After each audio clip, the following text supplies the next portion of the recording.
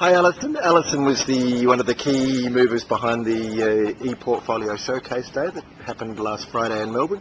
Were you happy with the day, Allison? I was. From our, I suppose, from a business activity, which is what I manage, a national business activity perspective, it's really important for me to get messages out there.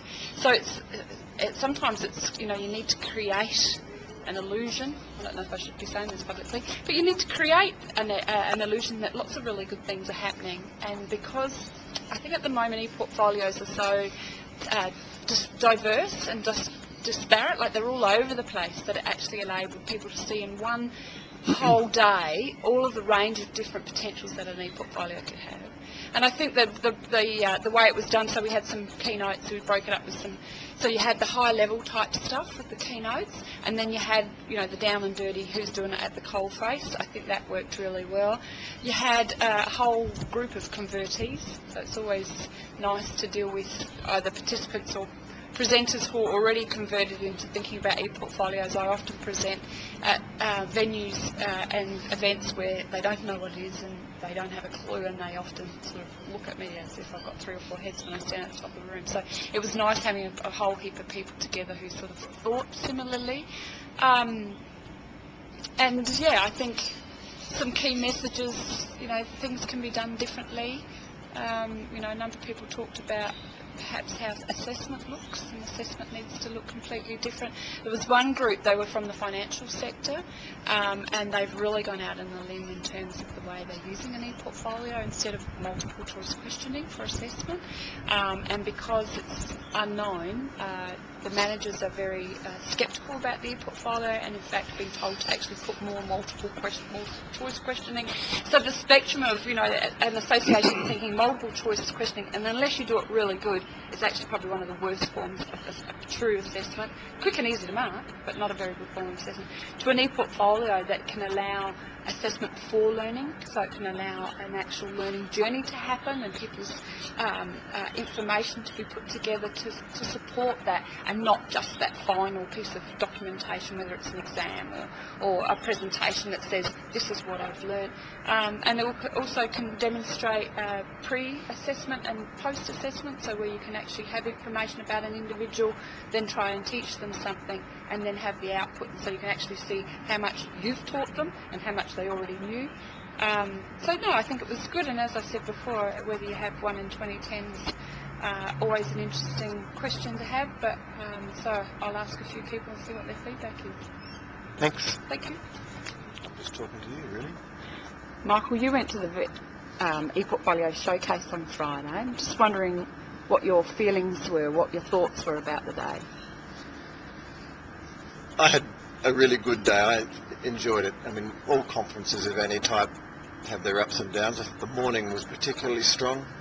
I think there were a couple of presenters in the afternoon whose content was fine, but they were just not the right kinds of people to present in the afternoon. Their style was too laid back and people were falling asleep. But it raised a lot of issues for me. It was a really good conference to go away and ponder about all the related issues, not just the issues of ePortfolios. It touched on a whole lot of things, and I suppose what blew me away was I had no idea it was an industry. It did remind me a little of the early days of the learning management system, where there were all the vendors kind of lining up to get your business, and it's the same with ePortfolios now.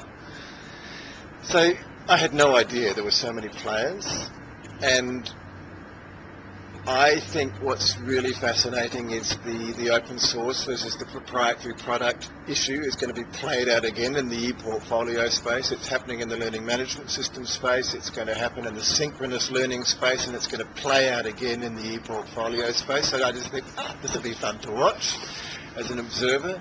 Just these issues of, where's this all coming from? That person who said 70% of the students, I think it was in the Emirates, said if they didn't have to do it, they wouldn't.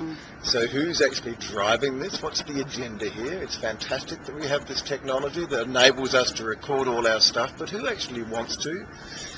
And who owns the stuff, and privacy issues, and what goes in it, and can a teacher see it, and at what age in the school system? That was really interesting. I went to hear about the face one and how basically it's not social networking at all. The only two people who can see it are you and your teacher, and the kids are going, well, that's no fun. Yes. But of course it wasn't intended as fun. So that's in the school model. So there's a lot of issues depending on context, and yeah, like I said, lots of interest. I'll just mention one more. The person from CDU, Ruth Wallace. Yes. I mean, all that issue, all that stuff about notions of knowledge, or kind of, I mean, I think she discourses around the nature of knowledge. Yes. All that stuff. And how do you record that in an ePortfolio, or should you put it in an ePortfolio? And all the cultural issues around the fact that, as someone else said later in the day, this model really only suits, Australia and Western nations, basically, who are into self-reflection and documenting that, whereas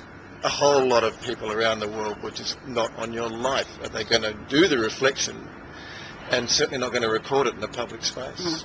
And from yourself personally, from a professional development point of view, did you learn anything that you think you'd take away to do differently? I mean, there was lots what you've just said then that you could, but did you consciously think, when I walked away, this is what I'm going to do differently?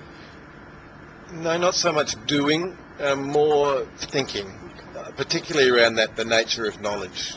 So that was, I found that session by Ruth Wallace, it wasn't much to do with ePortfolios, but it was a lot to do with knowledge and culture. Yes. So what I would do differently, I probably, maybe not just as a result of Friday, but the whole ePortfolio, I think it's probably, well, I don't know. See, I've got one. I've got an ePortfolio that's scattered around the place and dragged into a feed and proto page. Do I need to set up a Mahara? I would like to have a Mahara one, because I like open source, you know that. And so I'd like to have a proper example to show people, like you have, of this is how it can work. So if there was a do thing for me, it would be more that. But that's personal rather than... I'm not yet convinced that I need to go out and mandate or, really encourage people to do this. Although I take your point, at the end of the day, if we're not living in an age of innovation, we should be, and this is one way to kind of encourage people to go down this path of exploring technology and sharing knowledge. And long answer to a simple question. Thank you.